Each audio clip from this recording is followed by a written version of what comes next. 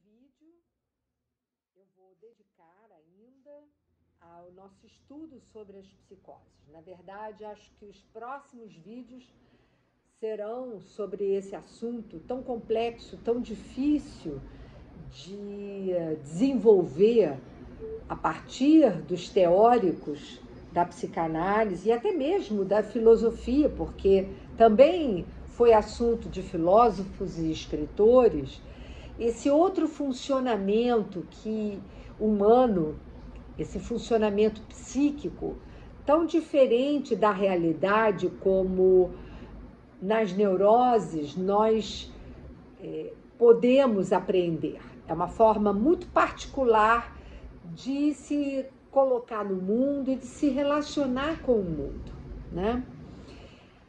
Da última vez eu havia falado sobre o conhecimento paranoico. Eu vou me estender um pouquinho, talvez ainda hoje, sobre esse assunto e nós vamos seguir falando um pouco sobre como Freud vai abordar o caso Schreber e como Lacan o fará depois.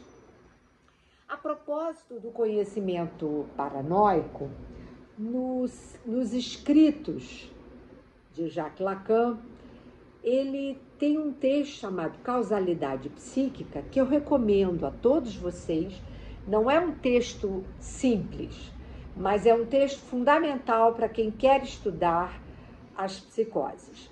E nesse texto ele fala sobre o conhecimento paranoico, além daquilo que eu já disse a vocês, como sendo um estado antes do estádio do espelho, cujo texto específico também está nos escritos e é fundamental que se possa lê-lo para entender toda a problemática, não apenas das psicoses, mas do funcionamento psíquico em geral. Nesse texto, então, da causalidade psíquica, quando ele está falando especificamente sobre o conhecimento paranoico, ele vai dizer que é o que alguns psicoterapeutas, psicólogos, apontam como transitivismo. E esse transitivismo, ele é interessante porque é o modo como o sujeito se relaciona com o outro, o modo como ele apreende, a partir do outro, o si mesmo, como ele se situa sempre nessa relação em espelho, nessa dialética com o outro, a imagem do outro, o funcionamento do outro. Então, esse transitivismo e, portanto, essa apreensão do si mesmo só é possível através do conhecimento paranoico sendo bem sucedido. Vejam bem, a partir do momento em que há a apreensão da imagem no espelho, isso fica completamente recalcado. Não há nenhuma possibilidade de se ter acesso a esse conhecimento paranoico, senão a partir dos efeitos que se fazem presentes no estádio do espelho. E o que está em jogo aí, quando a gente fala do si mesmo? Na verdade, essa apreensão do eu, a constituição egóica, a constituição do eu, real ich, como nos dizia Freud, né?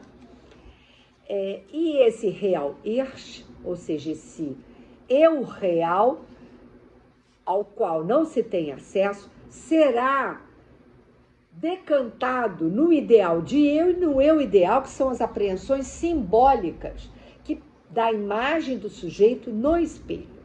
Então, a imagem fascinante do corpo de um outro, imagem sempre intrusiva, antes de ser conhecimento de objeto, é primariamente constitutiva do eu. Mais tarde, certos traços personalizados, reconhecíveis e familiares serão o ponto de partida para a constituição do eu enquanto tal. Então, a imagem, ela é a causalidade psíquica do eu. Ela é uma fixação do ser numa identificação ideal que se coloca frente à, entre aspas, loucura da virtualidade permanente do ser do homem. Sim, porque quando a gente fala do ser do homem, esse ser é exatamente aquilo que é perdido para que se possa estar sob o modo simbólico das relações, das trocas simbólicas, né? O eu, ele vê e crê aí numa interrupção da dialética, que essa identificação ideal é o signo da sua liberdade. E por quê? Porque ser a imagem que o espelho devolve é, na verdade, exclusão do meu ser pelo outro, porque eu excluo o meu ser, eu perco a imagem do eu ideal para ser conforme este outro, né? Exclusão da minha relação aos objetos terceiros possuídos pelo outro. Ele tem o que não possuo. Essa é uma exclusão fundamental. E aí eu sublinho, alter ego, onde encontro a unidade do meu eu, torna desejável para mim o objeto de seu desejo. Logo, ele me priva por seu ser. Em compensação, ele me desperta para o desejo, por ter aquilo de que ele me priva. Isso é uma citação do Philippe Julian no livro As Psicoses. Lacan para de falar em paranoia de autopunição, como ele se refere ao caso Aimé da sua tese de doutorado, quando ele faz o seu seminário sobre as psicoses, que é o seminário de 55-56. A partir do texto Real Simbólico Imaginário, em 1953, ele rebatiza o conhecimento paranoico.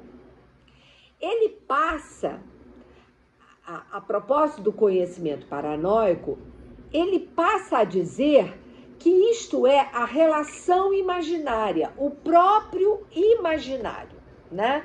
Isso que eu estava falando inicialmente. A relação com o outro se estabelece a partir da estruturação do imaginário. Mas essa antiga denominação, conhecimento paranoico, retorna em 1973, quando Lacan vai trabalhar a topologia dos nós. Por quê? Porque só vemos em duas dimensões em função do conhecimento paranoico. O outro, esse outro com o qual me relaciono, ele não tem volume. Ele é a minha imagem, porque o eu é a sua imagem. Portanto, tudo aquilo que se coloca na ordem da topologia é imaginário de duas dimensões. O que Lacan trabalha depois no nó borromiano só pode ser abordado porque temos o conhecimento paranoico. Então, o imaginário retorna para Lacan depois que ele elabora sobre o simbólico e o real. Mas a pergunta que fica, como bem nos lembra Philippe Julian, cito Philippe Julian, se Lacan desligou psicose e paranoia, quer dizer que ele separa psicose de paranoia em vista de uma outra colagem, o que vem a ser, então, a diferença entre psicose e conhecimento paranoico? Essa é a pergunta que o Philippe Julian nos coloca no seu livro As Psicoses. Lacan, em 1953, no discurso de Roma, vai nos dizer que, entre aspas, na loucura devemos reconhecer a liberdade negativa de uma fala que renunciou a se fazer reconhecer. E essa renúncia é a ausência do conhecimento paranoico. O outro foi introduzido, mas o sujeito não o excluiu, uma vez que o vê excluí-lo. É ele quem é excluído. De tal modo que onde não há o conhecimento paranoico, um dia surgirá o delírio.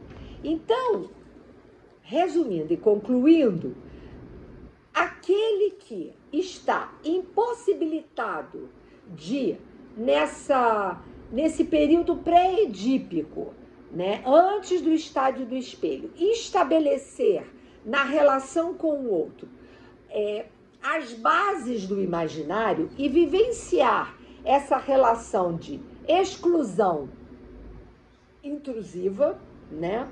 E ele está excluído e o outro é incluído como imagem do si mesmo. Se essa experiência não acontece, não há possibilidade da apreensão da própria imagem no tempo seguinte, que é o tempo do estádio do espelho. E, consequentemente, há aí uma impossibilidade de se separar aquilo que é da ordem do conhecimento paranoico para aquilo que é a alienação primeira do sujeito na imagem e espelho.